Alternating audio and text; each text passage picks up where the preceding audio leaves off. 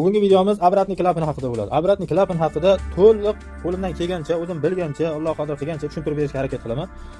Haligacha shuni nimaligini to'liq tushunmaydiganlarimiz bor ekan. Obratniy klapan 3 xil ko'rinishda bo'ladi. Qarang, bittasi mana bunday zaglushka qilib bir tomoni yopib tashalgan bo'ladi. Bir tomoni mana bunaqa qizil yoki yashil plasmaslik ruchkachasi bor. Mana shunaqa qizil yashil ruchkachasi bor, o'rtada samarezi bori bor. Ko'pchilik shuni samarezi bor-ku, mana samarezi bor joyini bo'shatib qo'yish kerak deydi. Kommentariyada ham yozadi, bir xillar menga aka shu joyini bo'shatib qo'ymadingizmi? Samarezni yechib bo'shatib, svobodniy qilib qo'yish kerak deydi. Unaqa emas. Xotirib turasizmi, bo'shatib qo'yasizmi? O'rtada prujina bor. Mana 0.6 bar, 0.7 bar deb qo'yib ortiqcha bosimda chiqaradi. O'sha o'rtada prujina bor, salnik bor. Bu mana samarezni bo'shatib qo'yasizmi, qo'ymaysizmi? U ortiqcha bosim o'sha prujinani surib chiqib ketadi pastga. Ko'pchilik shuni mana shu obratniy klapanni havo chiqaradigan deb atar ekan. Bugun ham bozorda zapchastga tushdim. Bir ikkita ustalar klient bilan zapchast olib yurgan ekan. Bu nima esa bu tushuntiryapti sheriga. Men qarab turibman. Bu havo chiqaradigan, mana shu yerdan havo chiqaradi deyapti. Havo chiqarmaydi, Aristonning ichida havo bo'lmaydi. O'rnatilganda o'zi havosi chiqarib o'rnatilgan, uchiga havo kirib qolmaydi. Shuni tushuningizlar.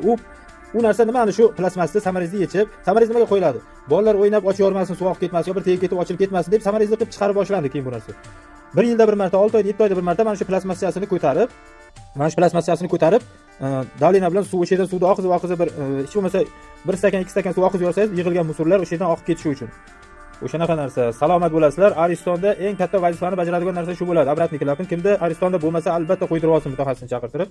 Bularni ichidagi prujinalari 2 yil, 2,5 yil zo'rlari bo'lsa, yaxshilarini qo'ygan bo'lsa, 3 yil, 4 yilgacha chidab beradi. Keyin Ariston yuvdiryapsiz, chaydiryapsizmi?